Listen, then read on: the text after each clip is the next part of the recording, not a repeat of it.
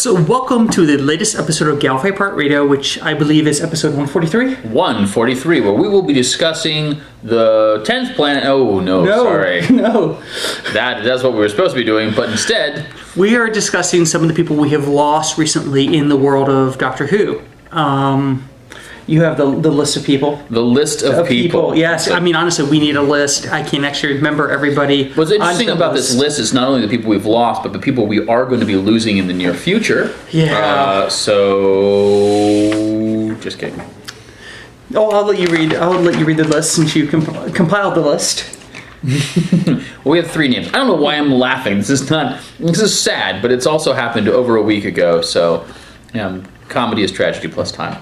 No, it's just been a long day. I apologize. It's been a very long day, a very long week. Okay, first off, we lost Derek Martinez.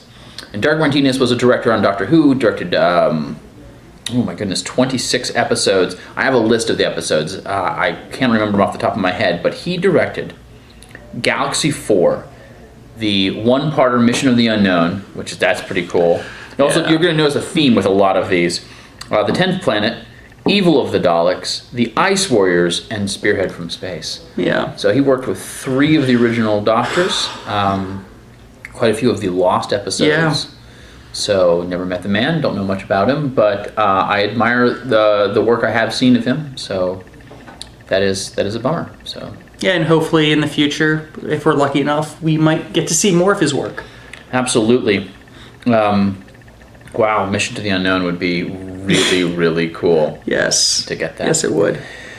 Then we lost Glyn Jones. And Glyn Jones is one of, and I don't have this stat in front of me, it's something I think I heard someone else talking about. He's one of 3 people in Doctor Who has written and acted in Doctor Who. Yeah. Of course, the more prominent one, or at least modern one, is Mark Gatiss. Yeah. But Mr. Jones wrote the Space Museum, which... we haven't reviewed the Space Museum, have we? No. I've not actually seen the Space Museum. The Space Museum has quite possibly the best opening episode of any Doctor Who in the classic era. It is stupendous. Unfortunately, the rest of the episode doesn't. It kind of jumps that track. In fact, that's actually what the episode is about, is jumping time tracks. But Mr. Jones wrote that one, and he was an actor on the Sontaran Experiment. Oh, wow. So, 2 episodes, 2 stories I have not seen in a very long time. Yeah. But I remember watching the Space Museum and being absolutely awed, thinking, why haven't more people mentioned this to me? Because if it's if the rest of this is going to be like this, and it turns out to be kind of a farce. Oh, but I could be wrong in this, but I think also the Space Museum has Jeremy Bulloch, who went to be on Boba Fett. I think he's in that one as well. Think so. As an ineffective guard. I could be wrong about that one. Of course, the other loss is that of Kate O'Mara, the actress who played the Rani. Yes. Among other things. I mean, obviously, she's done a number of other works, including some stuff, I think something called Brothers with Colin Baker. But I am completely unfamiliar with Kate O'Mara's work outside of Doctor Who. Except for Dynasty. That's the only other thing I know her from, or knew that she was in. I probably saw an episode or 2 back in the day, but was I an avid watcher of Dynasty? No, not at all. I couldn't begin to tell you what Dynasty is about, any plot line about it, or anything. So I'm gonna have to plead the fifth on that. It's a modern day soap opera. It was a primetime soap opera. That's all I could tell you. Okay. Like Dallas or something like that. Dark Shadows. Yes, but not as cool. At least to us, because it didn't have the supernatural element. But it had the Rani in it. Okay, so it did have the Rani in it. So as the Rani, at least televised, Kate O'Mara made 2 canon appearances. And then a questionable canon appearance in Dimensions in Time. So her first appearance was in 1985 with The Mark of the Rani. Yes. Now, the Rani is a creation of Pip and Jane Baker. Was it them that made her? Yeah. And I didn't know this because I wanted to know it. The Rani apparently in Hindi means queen, which is kind of interesting, but it doesn't, well, I don't want to say it doesn't fit her part, because she's a really interesting character. The Rani is an uber scientist. She almost she reminds me a little of Saruman from the Lord of the Rings, in that progress must go forward regardless of the cost. Yeah. In her ways, she's not a amoral person, as she is just kind of, she's not immoral. Right. She's amoral. Exactly. In that her research is what's most important, which I find fascinating as someone who likes science. Yeah. She's also a handful of the renegade Time Lords, the others being the meddling monk and the Master. The Master, and possibly the War Chief. I don't know where he really falls into that. No, the War Chief, I would say, because he was actually going against the will of Gallifrey in that, sure. in the Time Lords. Sure. She was... Oh, wait. Okay. I don't remember which story it is, but the Rani was booted out of Gallifrey because one of her experiments ate the Lord President's cat. Yes. Something along those lines. I want to say it was... It was probably Mark of the Rani if he's explaining, though it could have been. That does seem like a Sylvester McCoy line. I want to say it's time. I really want to say it's time. Time in the Rani? Though I could be wrong. But I want to say that's... I just see that exchange with McCoy instead of Baker. Baker, yeah. Yeah. I can see... Yeah, it does seem like something more McCoy would explain to... This has been a really long day. Mel versus Perry. Interesting thing about Mark of the Rani, when I first started going back to look at classic Doctor Who, I had gotten the DVD of the 5 Doctors a long time ago. Probably just around the same time as the new series came out. Long time ago, it's 8 years, so I know it's been out longer than that. But when I started watching it, I couldn't get through the first 20 minutes because I had no idea what was going on. Because as far as I was concerned, there was only one Doctor, and that was McGon. No, and of course McGon wasn't in this, but Tom Baker. And Tom Baker isn't really in the 5 Doctors, so that confused me. I didn't know who Turlough was. I didn't know any of the characters, so I skipped that. The other DVD I had was Mark of the Rani. And I had done some research on the 6th Doctor, and I said, ooh, 6th Doctor sounds really interesting. I started watching it, and I gotta say, without the kind of the knowledge of the Doctor, I didn't like the episode. So I left kind of a bad taste in my mouth. But then a couple of years back, when I rewatched the entirety of Doctor Who in order and rewatched that one, I gotta say I did like it a lot more. But Kate O'Mara's character is quite fascinating. The plot of Mark of the Rani doesn't make a whole lot of sense. A lot of that time period made no sense. Well, okay. See, if Mark of the Rani was really an episode about the Master, it would make perfect sense for the Master, because it's just like, okay, there's this goal that you need, and all you have to do is do this, but instead you're going to do this to get there and fail at the last minute. That sounds like a typical Master plot, but we're not here to talk about the Master. The Rani's plot is she's extracting sleep or brain something from people during the Industrial Revolution by introducing them to a gas and a worm at a steam bath when she pretends to be an old lady, and they become Luddites. And she has landmines that turn people into trees. I mean, if you were to tell my 10-year-old me the plot of this, I would have been like, yes, that one. I want to watch that one. That sounds brilliant. Well, I mean, it's like Axe-Cop. Ronnie, it's like Axe-Cop with less axes. And fewer cops. But on the plus side, Perry has possibly the most atrocious outfit that's ever been on Doctor Who, and I include the 6th Doctor's coat in that one. I just remember it's a big, bright yellow number, and when the two of them are on screen together, it is what it is. I heard his knuckles crack when he did that. That was my Bruce Lee impression. Yes. Anyway, but I know we want to talk about Kate O'Mara's role in the Rani, but it's been 3 or 4 years since I've seen it. I just remember that they may have alluded to a relationship between the Doctor and the Rani. They're about the same age. Yeah. I do like the idea of a scientist aspect of it. She might be hands down the classic era character I want to see the most return. And I know we constantly are saying every time they announce somebody new, it's going to either be the Return of the Master or it's the Return of the Rani. Or Romana. Yeah. Yeah. And I think the Rani is not a bad choice on this one. This has got that great ending where the Doctor managed to escape by trapping the Master and the Rani in what I think is either I think it's the Rani's TARDIS with an embryo of a T-Rex. And the T-Rex is slowly growing to adulthood. And the next time we see the Master or the Rani, it's never explained how they got out of it. But apparently... But though, of course, I mean, we could be seeing them in early incarnations before they actually fought the Doctor in that one. I know, timey-wimey. There's the Virgin book that states that they escaped that because the T-Rex, rapidly growing from the time fluctuation, broke its neck at the top of the Rani's TARDIS. Nice. But the Rani's TARDIS, by the way, let's talk about that. Yeah. I don't know how much you remember of it.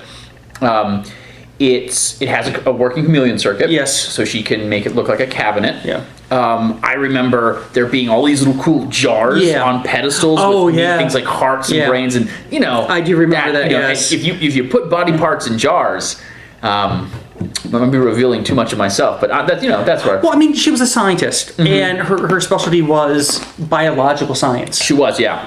And so, I mean, it played to that whole mad scientist, a Victor Frankenstein, just sort of part of, the kid inside that wants, what happens when we take a frog's head and attach it to a cat's body type of thing. Yeah, frog cat. Yeah, frog cat. Cat frog. Yeah. Coming soon to a theater near you. I wouldn't, she's great, because the mad scientist, without actually her being mad, I mean, she's very much, this is what we're going to do, Doctor. Because the thing is the Master's evil. I mean, he is evil. He's a villain. He wants to take over the world. The Rani just wants to, like you said, do her stuff. She wants to be a mad scientist. Yeah. I think that story may have suffered by having two villains in it. I think the Master may have been a little one too many renegade Time Lords. Or because technically she's a time lady, but... Yeah, but I mean, same thing. I mean, right. I think even time ladies are actually considered time lords. Sure. Just like we call actresses actors these days. Yeah. So, it is 2 years and one regeneration later when we start off the beginning of Sylvester McCoy's Would you era. actually say at the regeneration? Okay, regeneration later. Because Colin Baker wouldn't come back. No. And I think she was actually supposed to return. Oh, wait, I'm going to get my Doctor Who trivia. I'm going to go ahead and put the caveat here right now where I could be wrong with this one, but I feel like there was supposed to be a Colin Baker story that was supposed to happen, the return of the Rani, in something called Yellow Fever and How to Cure It. And I think it was supposed to take place in Singapore, which means that the yellow fever probably wasn't actually referring to a fever, but to Asians in general. That got canceled because of the hiatus. So that out year and a half. It sounds familiar even to me. It's ringing in the back of my head. There's some bells. I got bells ringing in my head too. It's just like. It shouldn't look like I've been drinking heavily, working at a children's library, but there you go. I haven't been drinking heavy. He doesn't drink at all. He is a teetotaler. Not even water. I subsist from the sunlight. But back to Tet Traps. No, Time in the Rani. Time in the Rani, the regeneration episode. We have to call it regeneration. It is. So here's the thing. Of course. Colin Baker, good on you, Colin Baker. I wish you had returned for the regeneration, but I completely understand why you didn't. Hat goes off to you. Yeah, boy, no one else has suffered as much as he has at the hands of Doctor Who, the machine of Doctor Who. Though thankfully, I will say Big Finish has given him a chance to shine as a Doctor, and shine he has. Is great. He is great. And that'll be for a different show, definitely. Yeah. But so we get the Rani opens us through a weird portal. This is one of those that's got the really good computer effects. Yes. For the time, this again opening to a new season. This is going to be season, let's see, 26, 25, 24? Yeah. Season 24, right? It was 22. Yeah. So season 24, We get Sylvester McCoy's first episode, which I'm pretty sure this was not written for McCoy. Because No, it was totally clean. It's a weird episode. Yes. So essentially, the Rani pulls the TARDIS out of space, brings it onto whatever planet it's on. Yeah. Not even going there as to try to remember. Doctor hits his head, dies, regenerates. I don't even know if he dies. I think he forces a regeneration in the same way that. No, he was knocked unconscious, and I've read that supposedly that the hit on the head caused brain damage or whatever. I'm gonna blame it on far too much carrot juice, but or a combination thereof. Yeah. Because there was problems with the regeneration because he didn't actually remember. He had retrograde amnesia. I thought she injected him. Again, it's been a long time since I thought she injected him with amnesia juice. She kept doing that, but he started off not knowing who she was. That's why she was dressed like Mel. Oh my! I mean, okay, I will give Bonnie Langford her due. Bonnie Langford unfortunately suffered from the same fate as Colin, and probably several other doctors where they just didn't know really what to do with her. Well, she didn't get a proper entrance. You didn't know who she was, what she was. I mean, they only mentioned one time what she actually did. She was a computer programmer, which never came into play in the show whatsoever. Megabyte modem. Megabyte modem. This is coming from the guy who has to be shown how to turn computers on occasion. Even I know that's... Well, it just shows its time. Yeah. Because one day we would have a modem, whatever that is, that's worth a megabyte, which I think I've got more than 1 megabyte on most of my jump drives. You do. I still call them jump drives. Actually, junk drives. But that doesn't matter. I digress. Yes. Where are we...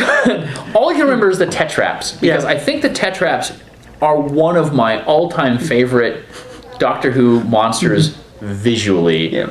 They are awesome. Bipedal, three-faced bat monsters. Yeah. And there's a scene I barely remember that's reminiscent of the creepy orphanage from the Day of the Moon, where all the Tetraps are kind of like, the Doctor finds himself in a cave and looks up and there's all these Tetraps like kind of nestled, and he has to quietly, with no weasels in his pants, get out of there. Yeah. Basically, if I remember correctly, she was stealing scientists from history to take their knowledge. Is Einstein in that one? Yes. Einstein is in that one. Yeah, right? because at this point, she doesn't have her TARDIS anymore.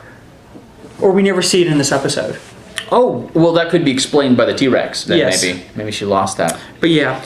I remember the great landmines. She's really big on landmines. Either it turns you into a tree, or it puts you in a force bubble and throws you against a cliff, which is really terrifying. She's a mad scientist. She's great.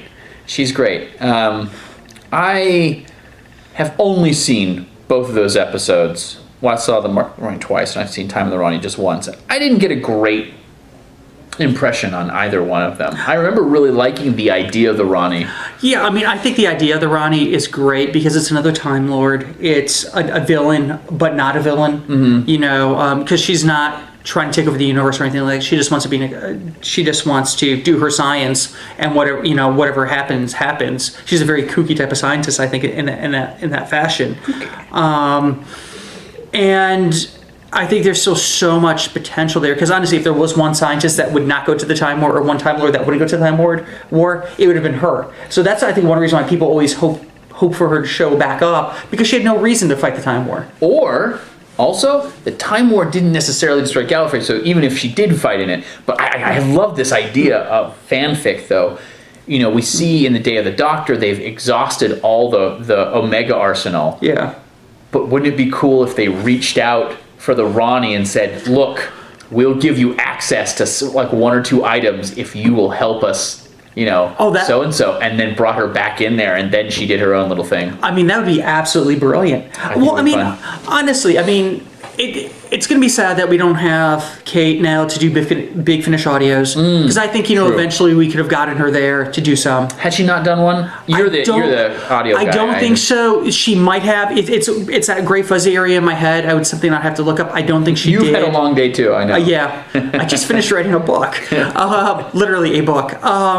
But it's, I think there's so much potential in the character. I think that's why people are always hoping that she's going to come back, because there's so much potential, so many possibilities. I mean, I'm already hearing that, this new character is going to be the Rani in the new season with Capaldi. I think it would be great if we got some more Time Lords. Just because, we are now on the search for Gallifrey. I mean, what better time to bring her back, the meddling monk back, or any of these Time Lords back?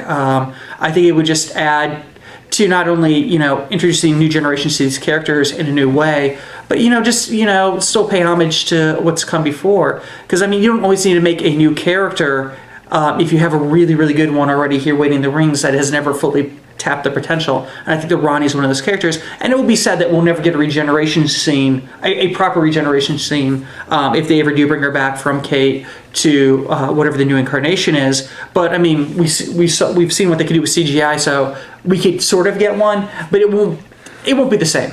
But at least it will not be the sixth to seventh Doctor regeneration either. Which is, of course, Sylvester McCoy in a Colin Baker costume, including his clothes, which is But yeah. All right. Well, I mean, Kate O'Mara. And she did appear in one other thing, the canon, non-canon one, Dimensions in Time, which end the show before we got to that. Which we did do a full review on at a Mysticon, I believe, if I remember correctly, 3 years ago now. I've only been to 2 Mysticons. Were you there for that one? It was we watched Dimensions in Time at the same one that Peter Davison was in. So that's last year's 2013 Mysticon. It's Children in Need. It's like 12 minutes long. It's for the 30th anniversary. Yeah. The Rani and her manslave. Yeah. And it was mixed with EastEnders, I believe. EastEnders, yeah. I think at the time, John Nathan Turner was trying to get a job at the EastEnders and said, hey, well, if we just combine the two, you can see what a good job I did with it. Okay, and admittedly, if it's canon, it's really weird. But it as its own kind of little item, it's actually quite cool. I mean, from what I've read from all interviews with him, no one knew what the plot was. No one knew what was going on. They just said, okay, this is my line? Cool. Hey, look at all those creatures. I think like all these creatures were just walking around. I didn't know. I still have yet to watch an episode of the EastEnders, nor will I probably ever. Because why? But, for people who were fans of both shows, it was probably a thing to watch. And at the time, we hadn't had Doctor Who for a little while, so it was great to have that come back. And it was also the first thing they ever filmed in 3D. And there were some great little tidbits with hurry, my darlings, hurry, or something like that. Yeah. And then we also have the third Doctor that did some intros with the host of the show. It was cute. It is what it is. But yeah, no, I hope we get the Rani back at some point. I think she still has a lot of potential. As a counterpoint to both the Doctor and the Master. I wish I've seen some stuff with the Meddling Monk, so I could also throw him into the equation, but I really don't know where he fits. But I think it'd just be nice to to bring back the character. But it's one of those things we just got to wait and see what happens. I think that's pretty much it. Let me throw this out there really quick. Where do you think she ranks in your level of Time Lords? Because you've seen a lot more than I have. You've seen all the Time Lords. And I'm talking about Ramona, the Master, the Doctor, the Rani, the Meddling Monk. Drax. Yeah. Where would you put her? Mobius. Mobius. I don't know.